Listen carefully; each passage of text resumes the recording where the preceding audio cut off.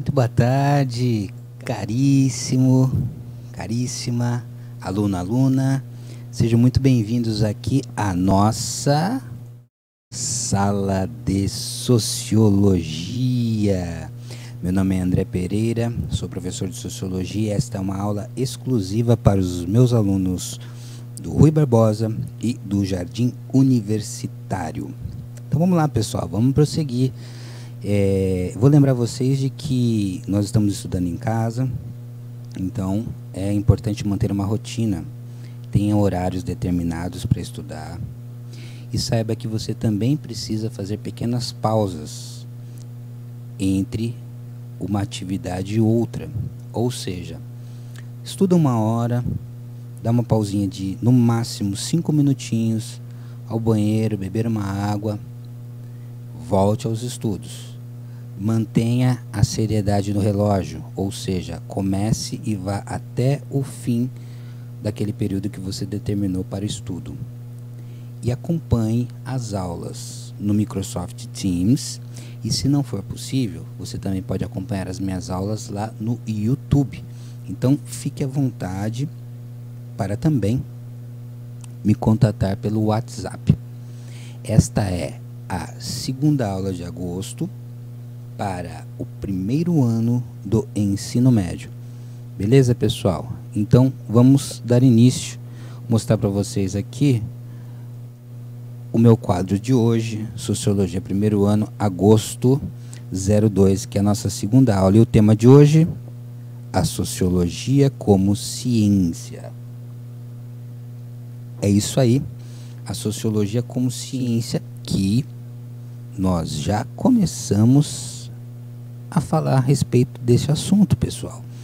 Não se esqueçam que nós já definimos a sociologia como uma ciência humana, como uma ciência social e, acima de tudo, como uma ciência que estuda as relações sociais.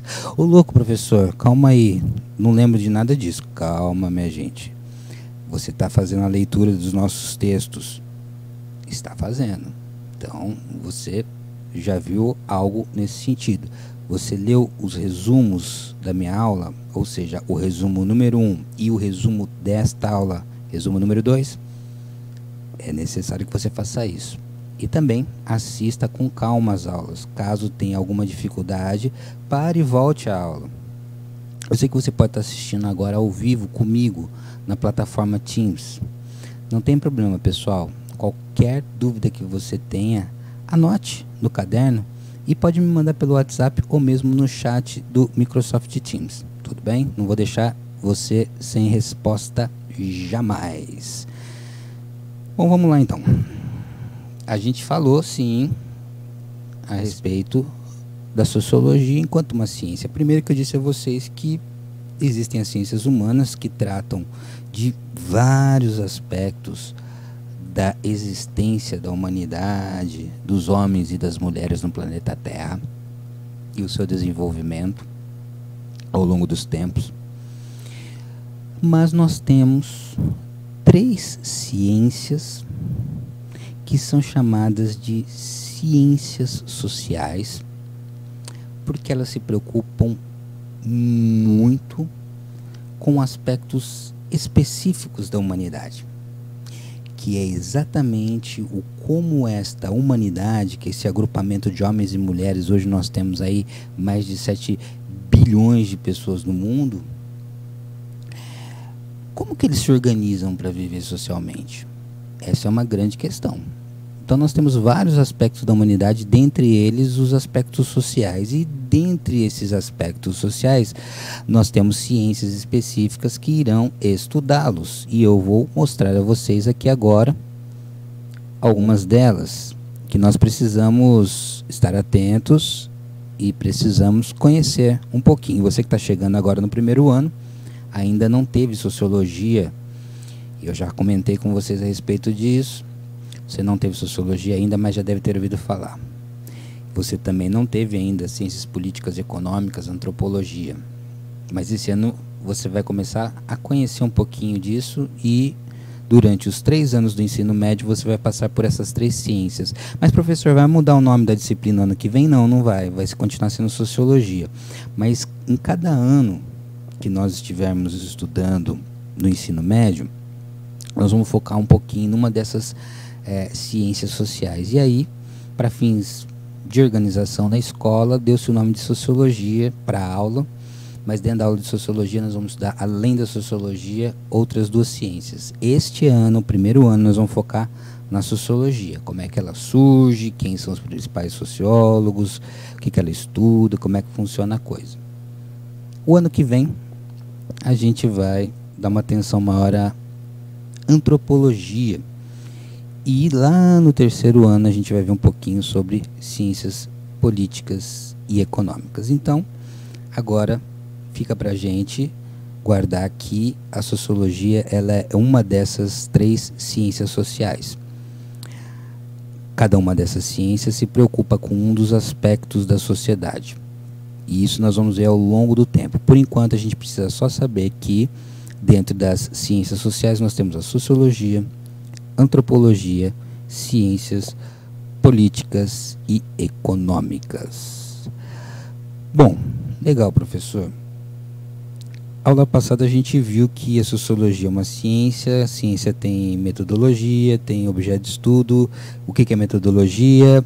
É o processo que nós vamos ter que seguir para que a gente possa fazer uma pesquisa e chegar a algum resultado da nossa observação sobre a realidade que nós estamos estudando. Então, se é uma realidade social, nós temos que ter o jeito certo de fazer a coisa. Esse jeito certo seria a metodologia. O jeito certo de fazer as coisas, entre aspas, porque depois nós vamos ver melhor como é que funciona esse negócio. Mas cada ciência tem a sua metodologia. Cada ciência tem as suas regrinhas para que você possa atingir os objetivos almejados. E você precisa aprender como é que funcionam essas metodologias. Existem as teorias também. O que são as teorias? São várias as teorias.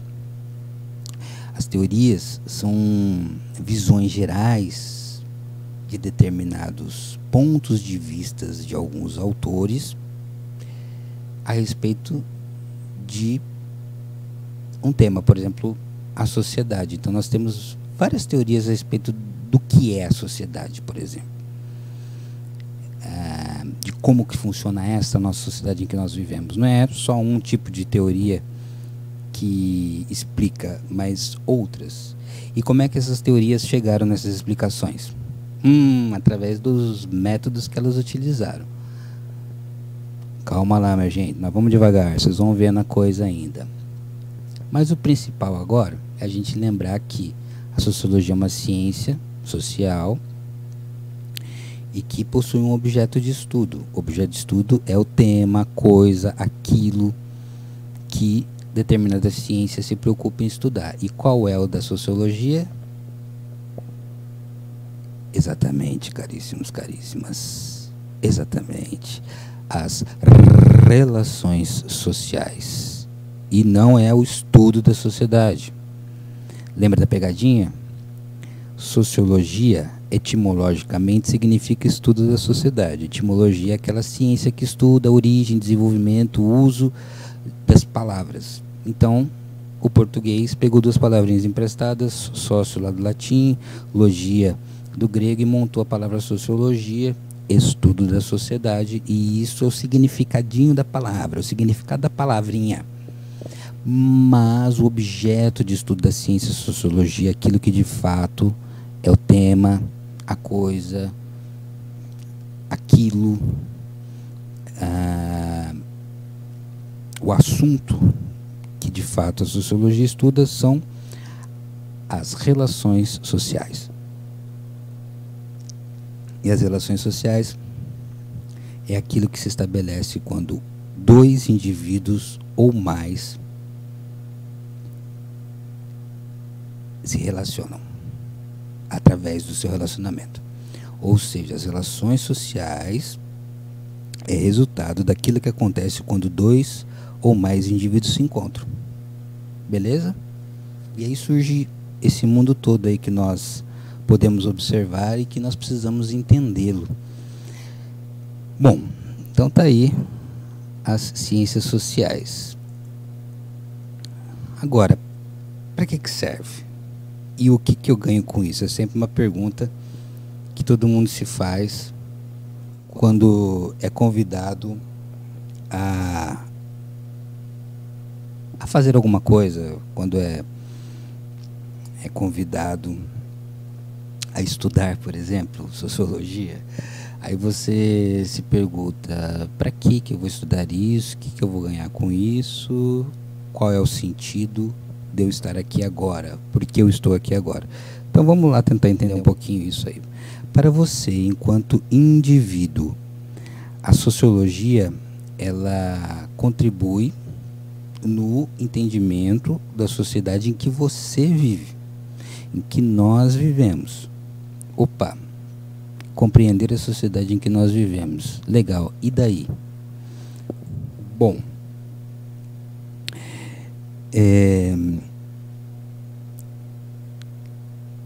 o jogo, qualquer jogo, imagine um jogo, um jogo de cartas, um truco, por exemplo, né, um truco, todo mundo já ouviu falar do truco, qualquer jogo de baralho, buraco, poker, qualquer tipo de jogo, possui regras, e de repente você entra numa mesa de jogo e vai jogar.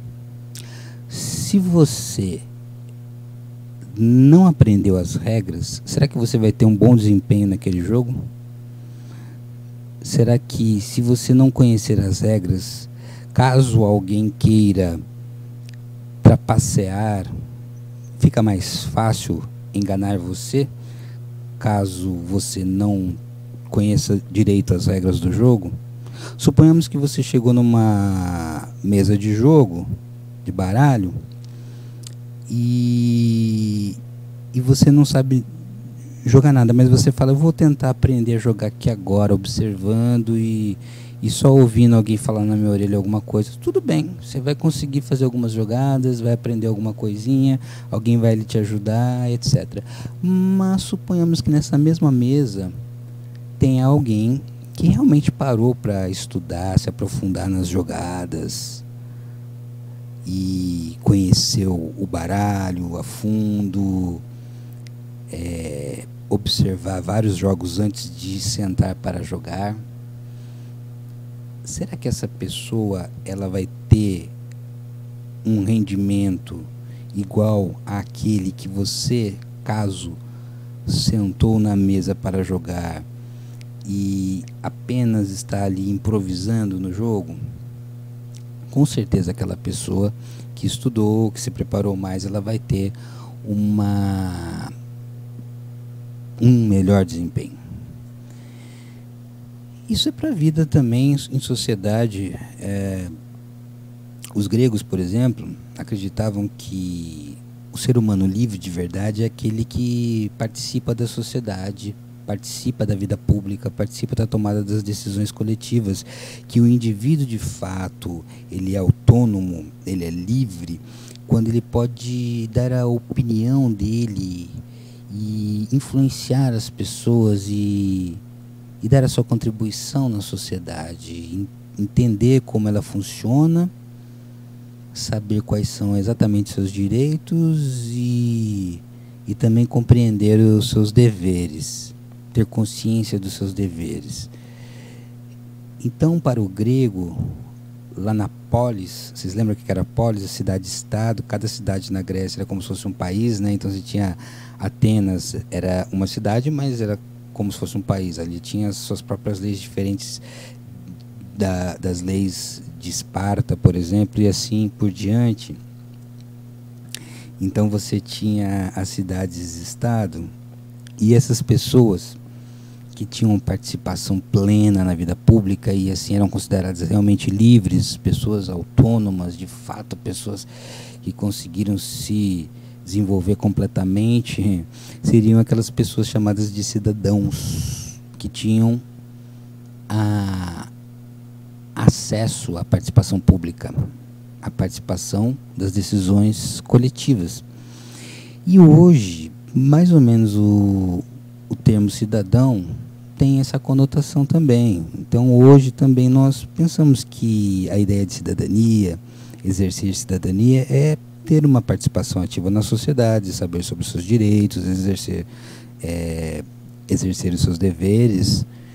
Então tem mais ou menos uma relação, embora a gente vai ver outros aspectos mais à frente, quando a gente for discutir sobre cidadania.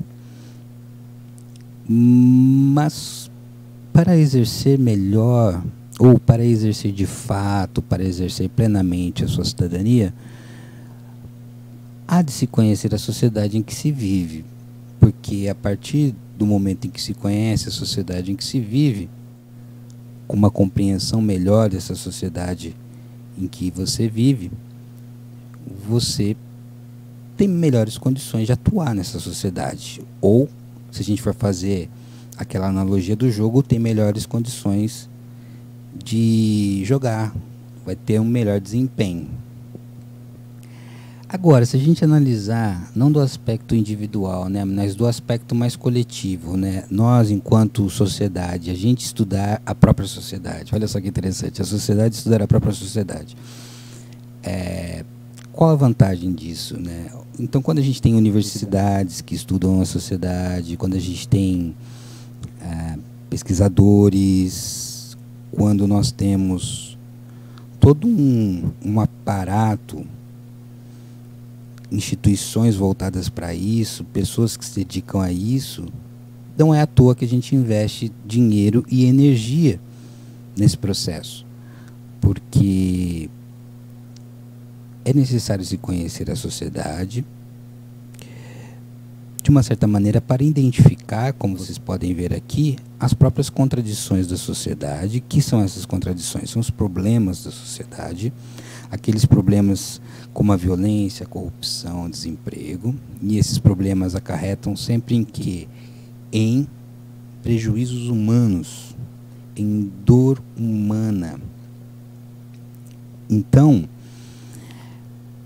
se nós temos condições de compreender melhor essa sociedade, de identificar as suas contradições, também teremos condições de propor soluções possíveis para esses problemas. E esses problemas têm a ver com pessoas. E se tem a ver com pessoas, buscar resolver esses problemas é uma busca da justiça social.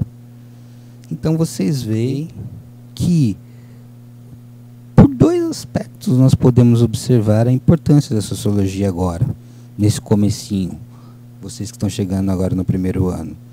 Pelo aspecto individual, a gente conhecer a sociedade, eu conhecer a sociedade, você conhecer a sociedade, faz com que eu e você possamos exercer melhor a nossa cidadania. Lembra do jogador? Ele vai ter um melhor desempenho caso ele conheça melhor o jogo, as regras, saiba como funciona ali a dinâmica do jogo toda. E aquele que vai só improvisando, tateando, nunca prestou atenção em muita coisa, não vai ter um rendimento tão bom. Então isso acontece também, vamos dizer, na nossa vida em sociedade, no quesito exercício da cidadania. Então, se você sabe dos seus direitos, se você sabe que você tem direito à escola, você tem direito a acesso a esse conteúdo, a esse material, e que você corre atrás disso, então o seu desempenho enquanto esse jogador na sociedade será melhor, porque você conhece como funciona a coisa e, portanto, vai ter condições de tomar ações mais adequadas aos objetivos que você tem na sua vida e na sua relação com o conjunto da sociedade. Beleza? E no aspecto coletivo, nós, enquanto sociedade, conhecermos a nós mesmos sociedade, ou seja, a sociedade conhecer como a própria sociedade funciona, isso poderia nos levar a uma busca pela justiça social, ou seja, em outras palavras, identificar as contradições e problemas e propor possíveis soluções. Aí você diz assim, é muito bonito na teoria, né, professor, e na prática? Bom, aí na prática nós vamos cair num outro campo, pessoal, que é, você pode identificar o problema e propor uma solução, mas quem vai pôr na prática a solução são os políticos, e aí é a política pública, e aí é outra situação. Então, quando chega aí, é um outro processo. Legal. Continuando, porque a nossa aula tem que ser um pouquinho mais rápida hoje, para que vocês possam fazer as atividades aí. A gente tem que ver o contexto de surgimento da sociologia. Então, quando que a sociologia surge? Nós já falamos sobre isso também. Nós já dissemos, por exemplo, que a sociologia é um bebezinho em relação à filosofia. Falei aqui nesta sala, nesta aula, está gravado para vocês, caríssimos, caríssimas. Eu disse que era um bebezinho, a sociologia, em relação à filosofia, por exemplo, porque a filosofia tem mais de 2.500 anos de existência e a sociologia, enquanto uma ciência sistematizada, ela é do século XIX. Lógico que a filosofia não é uma ciência no sentido em que nós damos a biologia, a física, a sociologia. A filosofia, ela tem relações com as ciências, mas ela é uma forma de pensar o mundo em que você usa como base a racionalidade. E, portanto, esta forma de pensar o mundo em que se usa como base a racionalidade, o pensamento racional acima de qualquer outra coisa, é a base de todas as ciências que vêm à frente. Beleza? Resumão mesmo da ópera aí. Bom, e o que tem a ver tudo isso? Tem a ver que é o seguinte, então a sociologia já é uma ciência da modernidade. A modernidade que começa lá com o iluminismo, né, e vai ter seu apogeu aí com a Revolução Industrial, a Revolução Francesa. Só lembrando vocês que a modernidade então ela é caracterizada por essa mudança de sociedade agrária e servil para uma sociedade que está caminhando para a urbanização e a industrialização. Então, se antes da modernidade a gente tinha Idade Média, as relações servis, né, de vassalagem, então você ainda não tinha ainda o patrão e o empregado, mas sim, você tinha o senhor e você tinha ali aquele que era o vassalo, né, que devia favores ao seu senhor. Então era uma relação, né, o servo e o seu senhor, uma relação de servilidade, ou seja, o servo é aquele que está na terra e que trabalha para poder garantir o seu local de existência e garantir ali um pedacinho de terra para poder plantar, e em contrapartida ele cede o seu trabalho e parte daquilo que ele produziu enquanto trabalho para o seu senhor feudal, que é dono das terras, né? Isso vai mudar com a modernidade. Nós vamos ter uma outra relação, que é a relação de quem é o patrão e o empregado, o trabalho assalariado, que não tinha naquela época anterior, né, da Idade Média, né? Você tem as revoluções industriais. Com as revoluções industriais, a primeira revolução industrial 1850, a segunda 1750, perdão, 1750, segunda revolução industrial cerca de 1860.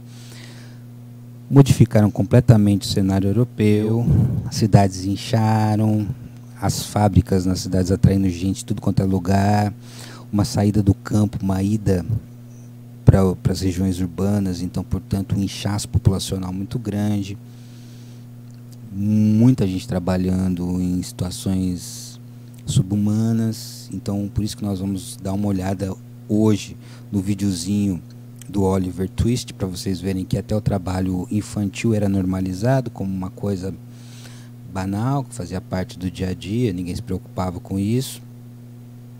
E era até vantajoso, lucrativo, né, o trabalho infantil. Mas a Revolução Industrial ela vai trazer essas características, né, que é essa exploração do trabalho como nunca foi visto antes, né? e também a consolidação do capitalismo industrial, né, desse sistema capitalista no qual nós vivemos, caracterizado pela propriedade privada, pelo trabalho assalariado, a mão de obra livre, o lucro, tudo isso caracteriza o capitalismo. E a urbanização, que proporcionou aí um estilo de vida totalmente diferente do que se vivia anteriormente. E aí, essa ciência é uma ciência que nasce de uma sociedade em transformação constante. E é justamente todas essas mudanças e essas transformações profundas que vão exigir aí a existência de uma nova ciência, que geralmente, quando se torna, né, uma ciência acadêmica, tem uma relação de poder, né, que são as classes mais abastadas que vão determinar aquilo que vai ser considerado as elites, né, tanto econômicas como políticas, que vão determinar aquilo que vai ser uma ciência formal, estabelecida e acadêmica, etc, etc. E são essas elites também, elites econômicas e políticas, que irão utilizar essas informações para controle social mesmo. Então a gente não pode excluir isso. Mas, embora a sociologia muitas vezes foi utilizada para o controle social, como eu já disse a vocês até na nossa primeira aula, deixa eu voltar aqui. Como eu disse a vocês até na nossa primeira aula, a gente estava falando do Émile Durkheim, se esqueceu, volte lá na nossa primeira aula. Falei a vocês que ele era um reformador ou um conservador, porque no sentido de que ele acreditava que a sociedade já era um organismo em funcionamento, pronto, com as suas partes, poderiam vir alterações, etc., mas ali já estava tudo formado e poderia ter algum problema em algum lugar, que chamaria-se anomia. Anomia é falta de ordem ou desordem, caos. Então, geralmente onde está acontecendo o caos, a falta de ordem, a anomia, você vai lá, tenta identificar por que está acontecendo aquilo lá e propõe algo para quê? Para solucionar, para controlar, para estabelecer a ordem. Então, essa era a visão do Émile Durkheim, por exemplo. Então, embora a sociologia tenha sido utilizada, inclusive pelas elites, para a manutenção da ordem, as elites são aqueles grupos sociais que detêm o poder político, detêm o poder econômico, o poder militar, né? Ou seja, estão no topo da sociedade, mandando na sociedade. Essa elite já se utilizou da sociologia para poder fazer a manutenção do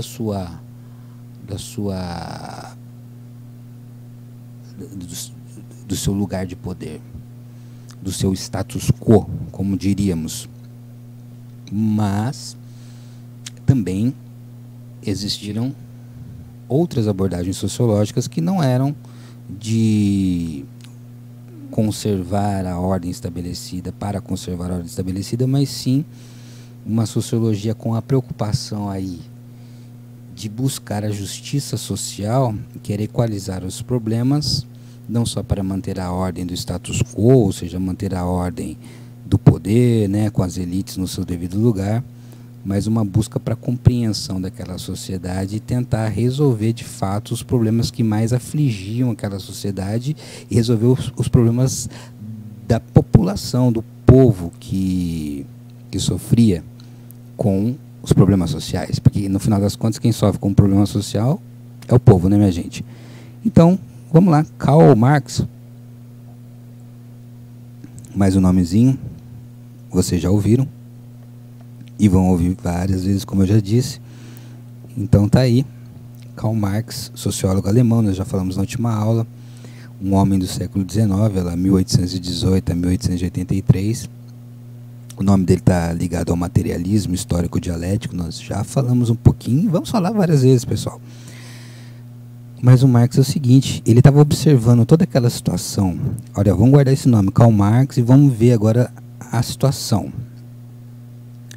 Ele estava vendo toda aquela situação de uma sociedade na Europa, tanto na Alemanha como em outros países, em que as indústrias estavam crescendo bastante, mas em vez de trazer aqueles benefícios que eram sempre propagados para todos, né, que não, que a indústria vai trazer o desenvolvimento, a indústria vai trazer a riqueza e etc, e realmente trazia desenvolvimento, trazia riqueza, mas grande parcela da população não... Opa, microfone aqui às vezes dá uma estourada, pessoal. Grande parcela da população não tinha acesso a esses benefícios e também muitas vezes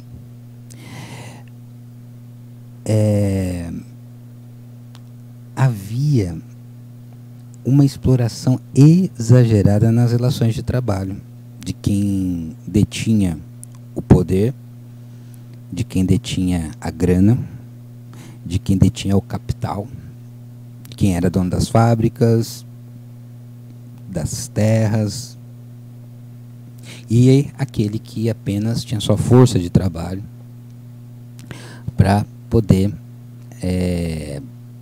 produzir a troco de um salário. A coisa ficou muito difícil em determinados momentos no século XIX, porque as fábricas, para poderem produzir mais e mais, como não haviam ainda leis trabalhistas, regulamentação do trabalho, elas faziam de tudo para ter o maior lucro e gastar o mínimo possível. Então era fácil despedir uma pessoa que estivesse reclamando, ou alguém que se machucasse, mesmo que tivesse um acidente de trabalho, não teria nenhuma garantia, perderia o seu emprego numa boa, sem nenhum tipo de ajuda, né? Então era muito comum a gente ter um ambiente de trabalho assim. Vocês vão ver daqui a pouquinho, nós vamos passar aqui os vídeos. O vídeo. Então, como é que o Karl Marx vê essa sociedade dele? Vamos lá. A gente vai falar de outros autores, mas vamos ver como é que o Karl Marx ele enxergava a sociedade em que ele vivia, aquela sociedade alemã, a sociedade europeia em geral. Primeiro que ele dizia o seguinte: desde que acabou aquela história lá de senhores feudais, né, servos e tudo mais, porque lá não tinha salário, né? Na época dos senhores feudais e dos servos, a relação era a relação servil, ou seja, você chega lá numa terra, todas as terras têm donos, você quer ficar num lugar, quer plantar alguma coisinha, aquilo não é seu. Você vai meio que pagar por aquilo, mas você vai prestar favores, na verdade, para o dono daquela terra. Então, vai plantar para ele, você vai cuidar da terra, e em troca ele vai te proteger militarmente e vai deixar você morar lá. Agora, para o Karl Marx, as coisas já tinham mudado bastante, e na sociedade em que ele vivia, a relação não era mais de servilidade, né? A relação era de trabalho livre, ou seja, você trabalha para quem você quiser, você mora onde você quiser, basta ter o dinheiro para você pagar e morar onde você quiser morar, e você não é obrigado a trabalhar para ninguém, você pode trabalhar para quem você quiser, você não é obrigado a ficar em lugar nenhum, e você pode escolher onde você quer ficar. Bom, beleza, bacana, né? Na sociedade do Karl Marx, ele via que existiam dois grandes grupos na sociedade. Então, portanto, nós podemos ver aí que, para ele, havia uma sociedade de classes. Classes são grupos sociais e cada um está, olha só, num patamar de poder. O que está acima tem mais poder e o que está embaixo tem que responder às ordens de quem está em cima. Ele via a sociedade dividida em dois grandes grupos, chamados burgueses, ou burguesia, que eram aqueles que detinham os meios de produção. Que são os meios de produção, pessoal? Vamos guardar agora, vamos guardar, essa é uma informação importante para o Karl Marx. Os burgueses, a burguesia, eram aqueles que detinham os meios de produção. Meios, o caminho, né? O meio é o caminho, né? O meio, a forma. Então, os meios de produção são as formas e os caminhos de se produzir. Eu preciso de terras, eu preciso de prédios, eu preciso de máquinas, eu preciso de fábricas, eu preciso de dinheiro. Então tudo isso a gente chama de meios de produção. Tudo aquilo que eu vou utilizar para atingir meu objetivo de produzir. Então eu preciso de grana, eu preciso de maquinário, eu preciso de tecnologia também. Quem era dono dessas coisas era chamado de burguês. Então o burguês, ele detinha a fábrica, por exemplo, com todas as máquinas lá. Ele era o dono de tudo aquilo lá da terra onde estava aquela fábrica, etc. E vinha o cara que não era dono de nada, apenas da sua força de trabalho, e pedia um emprego. Que era o que? Era trocar algumas horas de trabalho por dinheiro, para ele poder sair, escolher onde ele quer morar, o que ele quer comer. Mas essa relação, daqui a pouco nós vamos ver como é que ficou. Então, o proletário é aquele que apenas possui a sua força de trabalho. Vocês estão vendo aí o que significa a sociedade de classes, pessoal? Então, para Karl Marx, minimamente duas classes sociais aí. A burguesia e o proletariado. Muito bem. Só que elas não são harmônicas, olha lá. Temos a luta de classes, por quê? De repente a coisa ficava muito tensa entre esses dois grupos. Porque um grupo é dono de tudo, não produz nada. O outro grupo não é dono de nada, produz tudo. Mas quem usufrui de fato, a melhor parte, são os burgueses. E isso acho que está bem na cara, né? Nós vamos ver que tem vários livros falando disso, da época, né? Que não estão falando de política, não. Estão contando como é que era a vida naquela época. É bem diferente de hoje. Tivemos um grande avanço aí nos direitos trabalhistas e tudo mais ao longo do tempo. Então, aumentava cada vez mais a pressão da burguesia sobre o proletariado. Que era o quê? Como assim, professor? Quanto mais os caras queriam produzir, abriam mais fábricas, aumentavam os postos de trabalho, mais gente para trabalhar, e poderiam, e eles queriam pagar cada vez menos, né, para o trabalhador. Então trabalhavam idosos, trabalhavam crianças e pessoas que muitas vezes aceitavam qualquer coisa por um emprego. E, portanto, os níveis de salário cada vez mais baixos, porque chegava um cara e dizia, não vou aceitar, é muito pouco. O empregador dizia assim, tudo bem, pode ir embora, porque tem outro que vai aceitar o seu emprego. Hoje em dia não é bem assim, mas às vezes é mais ou menos, só que hoje em dia não pode ser mais assim, né? Hoje em dia tem um salário mínimo, por exemplo, né, minha gente? Mas na época não tinha, tá? E o Karl Marx, ele tem um caráter revolucionário, diferente lá do Durkheim, que nós já vimos, conservador ou no máximo reformador. O Karl Marx já tinha uma visão do tipo assim, bom, esses dois grupos são antagônicos, burguesia, proletariado. Proletariado usufrui daquilo que produz? Não, é explorado. Então uma hora vai haver uma revolta. E aí, então, o Karl Marx sentia isso, ele acreditava que era isso mesmo que deveria acontecer e que esse antagonismo de classes deveria ser extinto. E para que acabasse esse antagonismo, ou seja, essa oposição entre essas duas classes, deveria haver um dia uma revolução do grupo oprimido, que seriam os proletários, que iriam tomar o poder, iriam distribuir o poder de maneira mais igualitária e assim iriam acabar com a divisão das classes sociais e tudo mais. Ele via isso como um futuro possível, né? Depois a gente vai ver se isso aconteceu ou não, como é que foi. Mas o mais importante agora, pessoal, é a gente observar aqui. Essa é a atividade número 2 que vocês vão me entregar para a próxima aula. Aqueles alunos que não tiverem tempo agora para assistir junto comigo o Oliver Twist, podem adiantar o vídeo e assistir outra hora o Oliver Twist, um momento mais tarde, porque nós já estamos a 40 minutos de aula. Tem alguns alunos que estão apenas com 1 hora semanal comigo. Então, aqueles que só estão 1 hora semanal comigo, talvez não consigam chegar até o final dessa aula, porque nós vamos assistir ainda mais o vídeo e vamos ouvir mais uma música. Aqueles que estão comigo aqui, estão comigo online agora no Microsoft Teams, continuem aí comigo, nós vamos assistir todo mundo juntos, tá? Então fica aí a dica, aqueles que estão assistindo com um tempo menor aí podem adiantar um pouquinho o vídeo ou então dar uma pausa agora, né, fazer as atividades que já sabem que tem que fazer,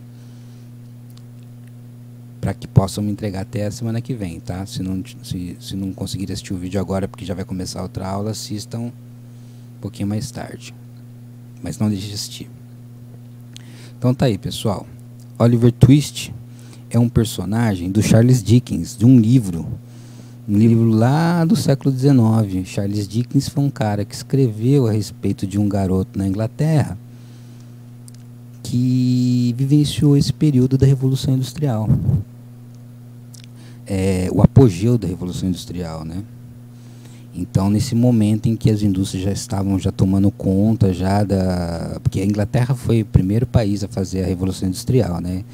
Então ali a história é de um garoto que vai para uma cidade, e nessa cidade então vai acontecer uma série de coisas com ele, e quando a gente vai acompanhando a vida do garoto na cidade, a gente vai vendo como que foi ou como era o dia a dia das crianças, por exemplo, lá no século XIX, na época em que as indústrias elas tinham crescido bastante e começava a aparecer todo este processo de contradição que eu disse a vocês.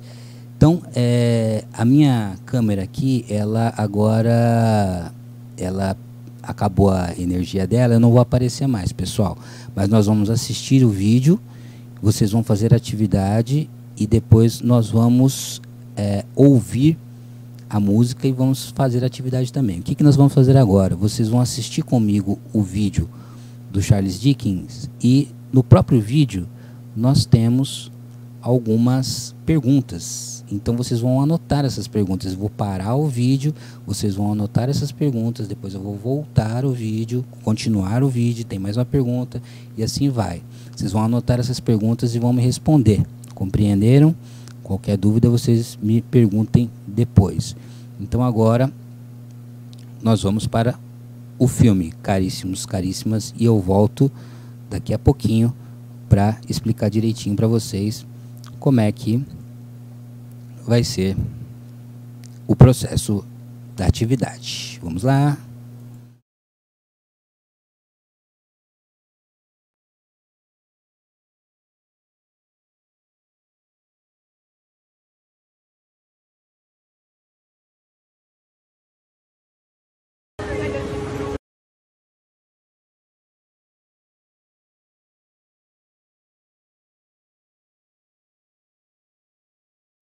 Oi, pessoal, vocês viram aí que tem uma perguntinha no começo, né? Desculpa, acho que ficou um pouco confuso, então vou voltar aqui, vou deixar a perguntinha e vocês vão anotar no caderno agora essa perguntinha, tá? Então vamos lá, anotem a pergunta.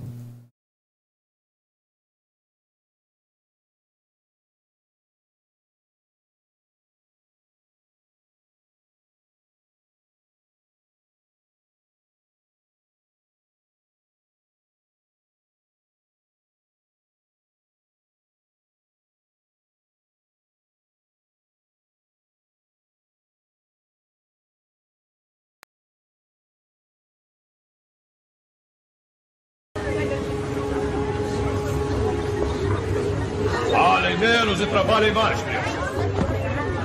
Vamos ao trabalho.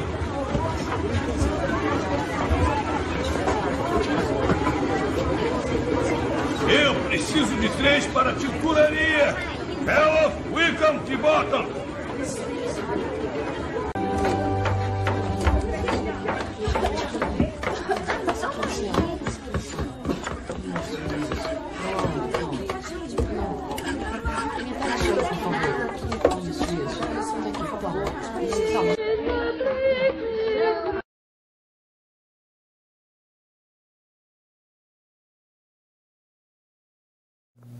Ok, vocês anotaram a primeira questão. Como eu preciso ser um pouquinho mais rápido, pessoal, eu não vou dar esse tempo todo para vocês ficarem anotando. Então, aqueles que não conseguirem anotar agora, vão prestar mais atenção no vídeo. E aí depois vocês voltam um pouquinho esse vídeo aqui até onde estão as perguntas, dá uma pausinha e copiem, tá? Não tenho tempo suficiente, nossa aula já está avançando bastante, então eu vou deixar rodando o vídeo, que o vídeo tem quase 15 minutos, tá bom? Então, prestem atenção nas perguntas e ao final do vídeo, se não conseguiram copiar as perguntas, voltem e copiem com calma. Vamos lá.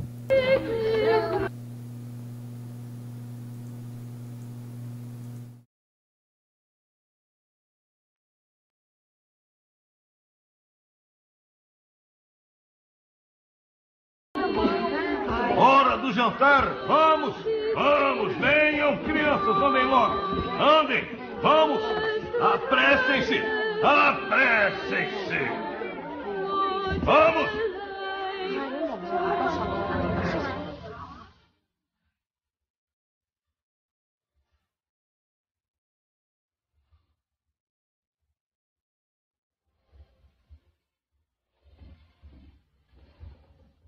Deus é amor.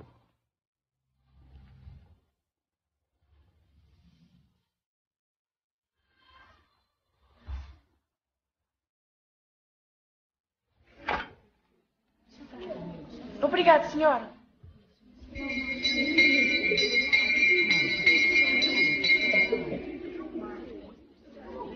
Abaixem suas cabeças e agradeçam.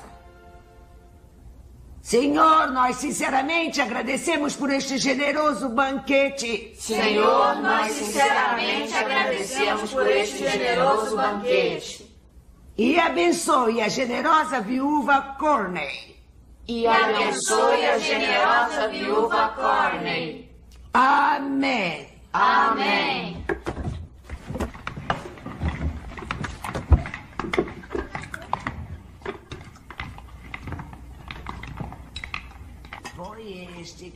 Quem tirar o palheto menor terá que ir lá pedir mais.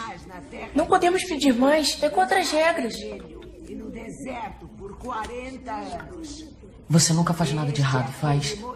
Sempre um cavalheiro gentil. Tira. Vamos, tire. Eu prometi ser bom para ganhar uma coisa que minha mãe deixou para mim. Eu disse, tira. Este é o que esteve entre a congregação. Tira. Escolhe isso. Recebeu as palavras de vida para nos guardar. Vamos, Oliver. Vai pedir mais. Qual o problema? Está com medo? E em seu coração se tornaram ao Egito, dizendo a Arão: faze-nos deuses que vão adiante de nós. Porque a esse Moisés que nos tirou da terra do Egito, não sabemos o que lhe aconteceu.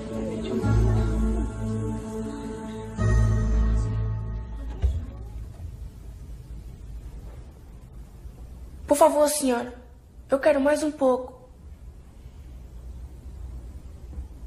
O que foi que você disse? Por favor, senhora. Eu quero mais um pouco. Ninguém pode pedir mais no meu orfanato. Veja o que acha de dormir na sarjeta e comer no frio.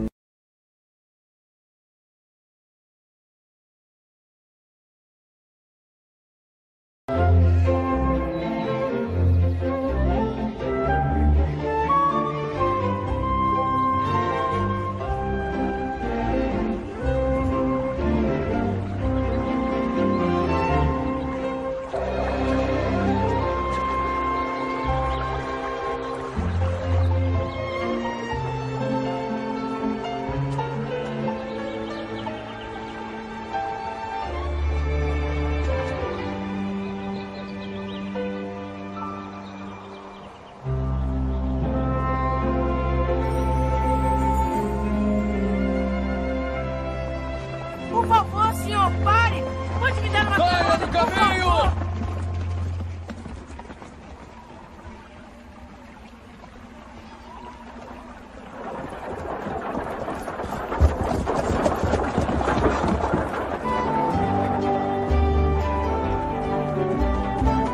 Londres, 80 quilômetros.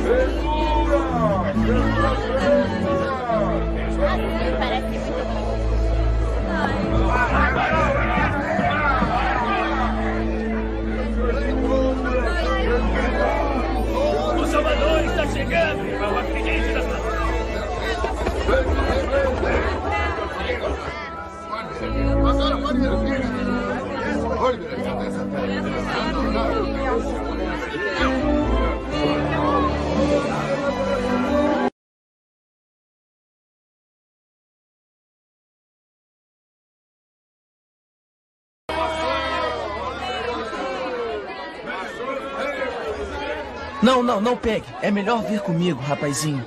Eu não fiz nada de errado. Você ia roubar aquela maçã e ia ser pego.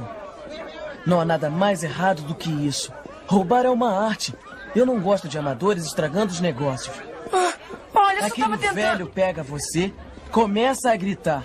E logo o mercado estará cheio de intrusos. E o que acontecerá com aqueles como eu, que tentam ganhar a vida desonestamente por conta própria? Desculpe. Qual é o seu nome, meu novo companheiro? Oliver Twist. Tem onde ficar? Não, eu estou tentando encontrar a Praça Grosvenor. Escute, eu conheço um velho homem que alojará você e lhe dará refeição decente. Em uma certa esquina agradável de Londres, o que é impossível de encontrar. A menos que você conheça um guia de confiança. Você conhece o caminho? O que você vai me dar? Eu sinto muito, mas acho que eu não tenho nada para lhe dar. O homem que tem algo para roubar é meu cliente. E o que não tem dinheiro algum é meu amigo. Jack Dawkins é meu nome. Muito prazer em conhecê-lo, Sr. Dawkins. Mas os mais próximos e mais queridos me chamam de esperto. O esperto astuto.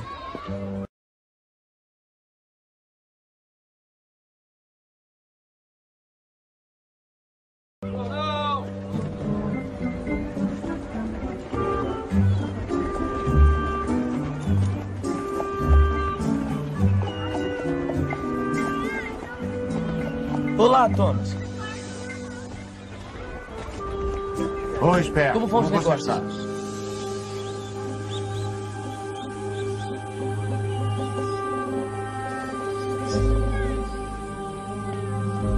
Olha eu aqui, hein? Vamos. É aqui onde o velho senhor mora. Venha comigo.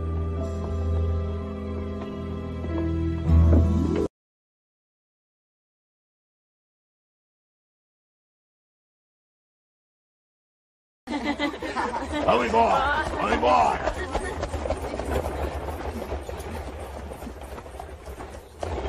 Parece bom, pudim de ameixa vindo na nossa direção.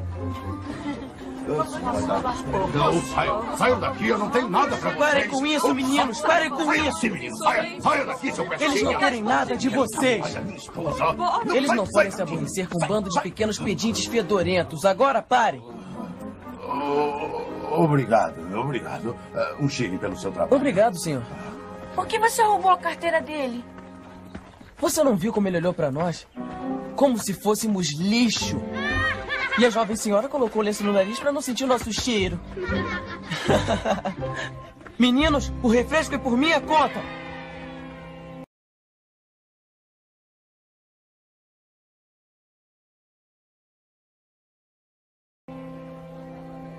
Esperto, há quanto tempo você está com o Fagin? Desde os 9 anos. Minha família dormia nas ruas. Morreram congelados. Você não tem mãe? E nem pai também? Não me lembro do meu pai. E a minha mãe foi comida pelas minhocas. Sinto muito. Ah, quem se importa?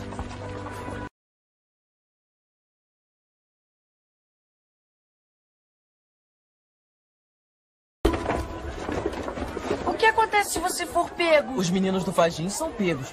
O Jimmy Tate foi pego. O que houve então? Ele se matriculou em uma das melhores instituições de estudo do país. Ficou na prisão durante 2 anos. Pense em toda a sabedoria que o Jimmy acumulou lá. Preso com os maiores ladrões de Londres, que não tinham nada para fazer a não ser ensiná-lo o que sabia. Eu não gostaria de ir para a prisão. Ah, não se preocupe. Eu cuidarei de você. Ajude-me! Me solta! Me solta! Ajude-me, por favor! Me solta! Ai, me ajude! Vai, entra logo. Vai entrando aí, rapazinho. Essa é a sua nova casa!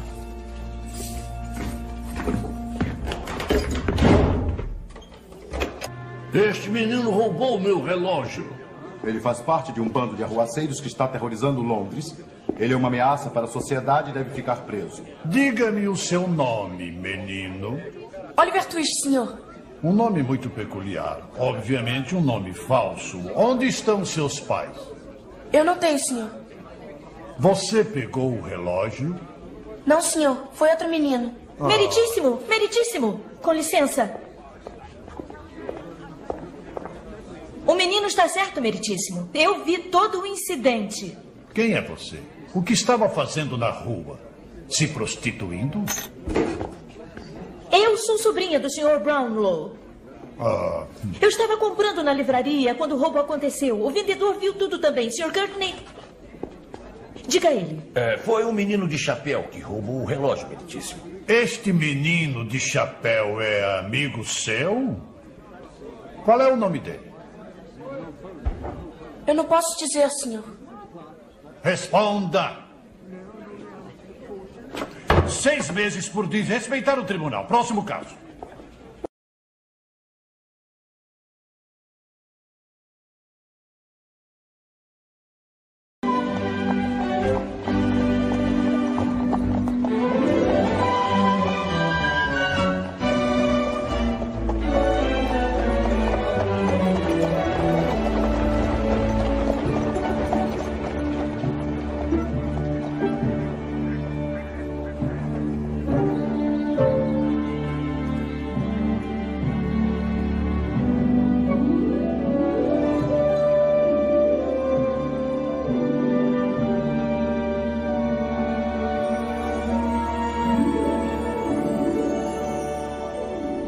Senhora Bedouin, esse é Oliver Twist. Ele ficará conosco por uns tempos. E ficará no quarto ao norte com a vista do jardim. Prepare um bom banho quente. Eu acho que eu vou chamar o alfaiate para fazer roupas novas para ele.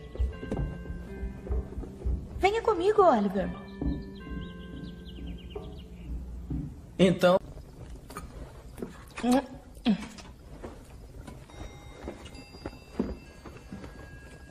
Vou tomar meu vinho na biblioteca. Está bem, senhor. Boa noite, Oliver. É muito agradável tê-lo conosco.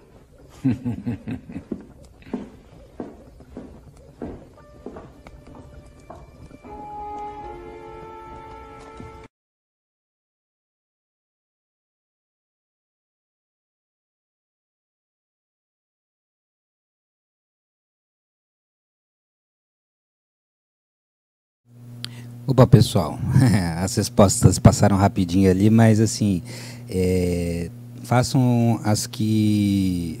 deem as respostas que vocês acham que são as mais adequadas, pessoal. Quero que vocês deem as respostas que vocês acharam, tá? Não copiem aí essas respostas que vêm ao final aí, porque...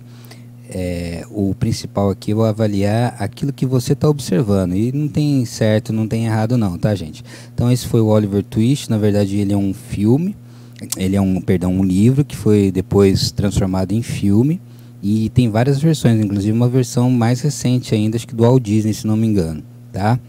Galera, eu tô sem a minha câmera aqui, vamos terminar a nossa aula com mais uma atividade. Então o que vocês vão fazer nessa daí, primeira atividade que vocês têm aí para fazer, que é a atividade número 2, né? A primeira de hoje, atividade número 2, lê a perguntinha, assiste a cena e responde, né?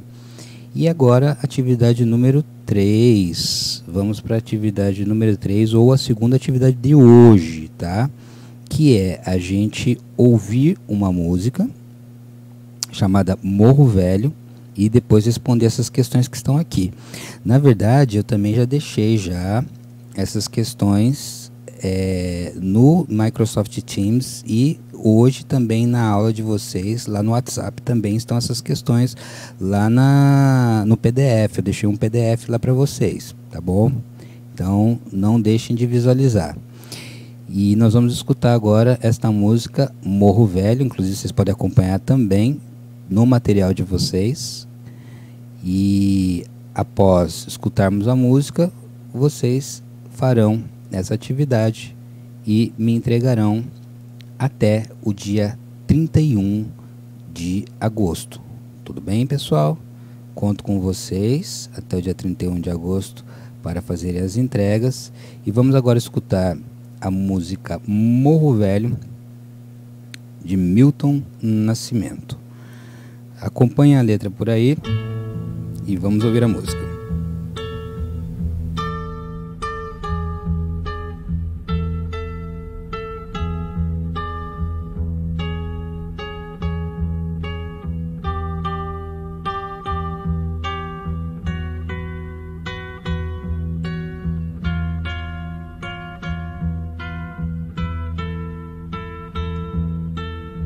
do sertão da minha terra. Fazenda é o camarada que ao chão se deu. Fez a obrigação com força. Parece até que tudo aquilo ali é seu. Só poder sentar no morro e ver tudo verdinho, lindo a crescer. Orgulhoso camarada de viola em vez de enxada.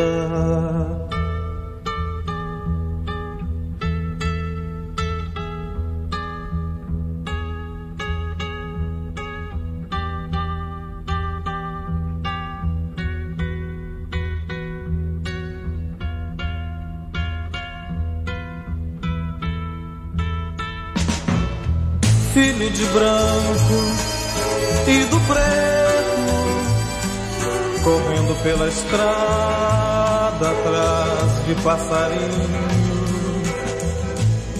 pela plantação adentro, crescendo os dois meninos sempre pequeninos. Peixe bom dá no riacho, de água tão limpinha, dá pro fundo ver. Orgulhoso camarada, conta histórias pra moçada. Filho do Senhor, vai embora, tempo de estudos na cidade grande. Parte, tem os olhos tristes, deixando o companheiro na estação distante. Não esqueça, amigo, eu vou voltar. Some longe o trenzinho, ao Deus dará.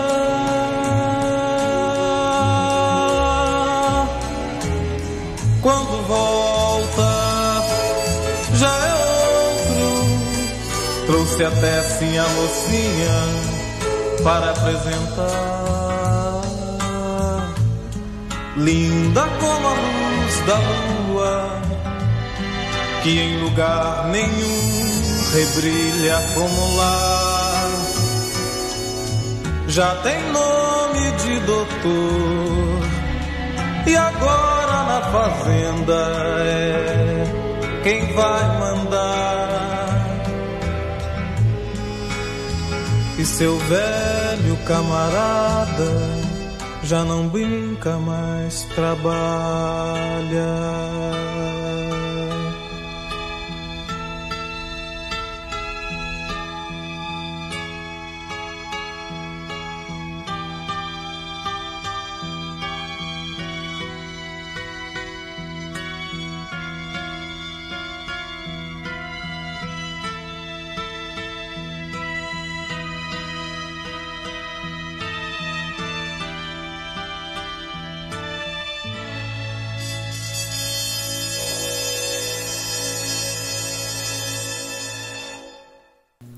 Isso aí, galera, Morro Velho do Milton Nascimento. Aí vocês devem fazer essa atividade 03 respondendo essas duas questões, observando a letra da música e vendo qual é a história. Vocês devem responder: como é possível duas crianças brincarem com total liberdade sem levar em conta as suas diferenças sociais? Falamos um pouco sobre isso, hein, hoje, sobre as classes sociais, diferenças sociais, aqui mais no contexto brasileiro, né? Mas a gente tinha falado num contexto europeu do século XIX. E por que, em outro momento, quando essas pessoas já adultas não conseguem mais se relacionar da mesma forma, deixando de lado aquilo que as torna desiguais? Então, pessoal, reflitam sobre essas duas questões. Vou responder para mim, deixando lá no Microsoft Teams ou me entregando pelo WhatsApp. Eu fico por aqui então, a nossa aula termina agora e eu encontro vocês na próxima semana. Muito obrigado pela atenção e até mais.